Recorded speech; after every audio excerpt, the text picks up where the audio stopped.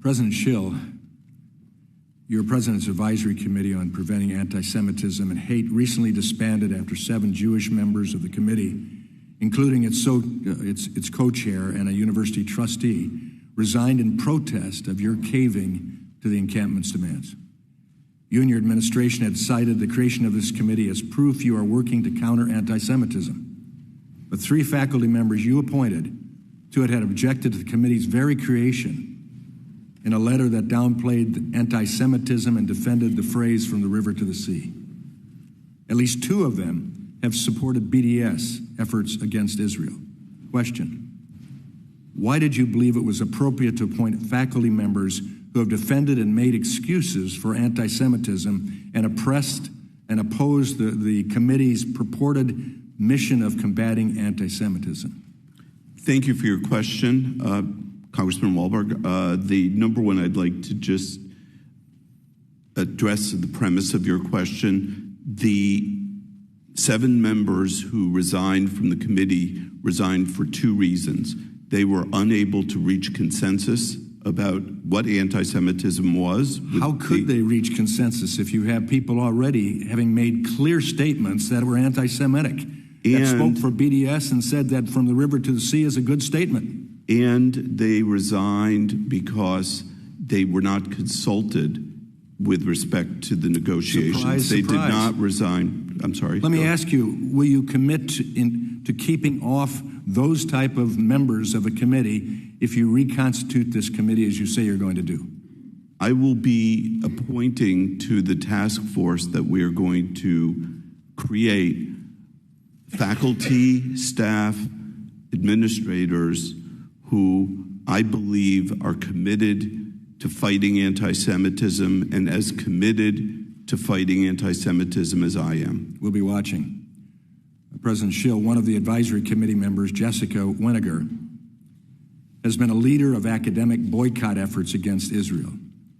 She's also referred to, and I quote, Zionist media and condemned, quote, white liberal dialogue politics, and she signed a petition defending a Palestinian terrorist who murdered 2 Israeli college students in a bombing. Do you acknowledge Professor Winiger as grossly unfit for a committee meant to combat anti-Semitism?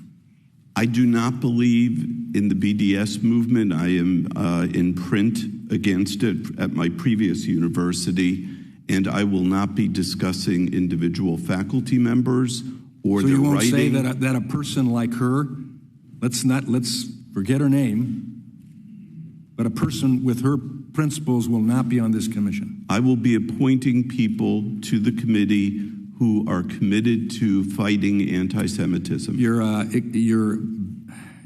record isn't that way. You also appointed a leader of Northwestern's Middle Eastern and North African Student Association to the advisory committee, despite the fact that in the days after October 7th, the MENA Student Association released a statement explicitly supporting the terrorist attack, saying this, and I quote, "We resoundingly support Palestinian resistance to over 75 years of Israeli state-sanctioned violence and calling the terrorists killed in the attack martyrs."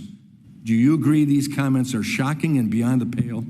I will not be commenting, and certainly not commenting on any student that in what students I think we're hearing that there's no change going to take place at Northwestern University relative to anti-Semitism. How could you possibly appoint a student who supported the October 7th terrorist attack to a committee meant to combat anti-Semitism?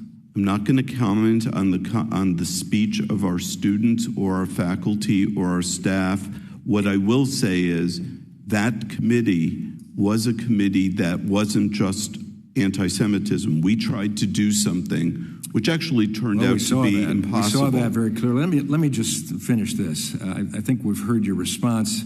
In March, the advisory committee hosted University of Michigan professor Juan Cole to speak on Islamophobia and, quote, anti-Arab and anti-Palestinian biases. Fine.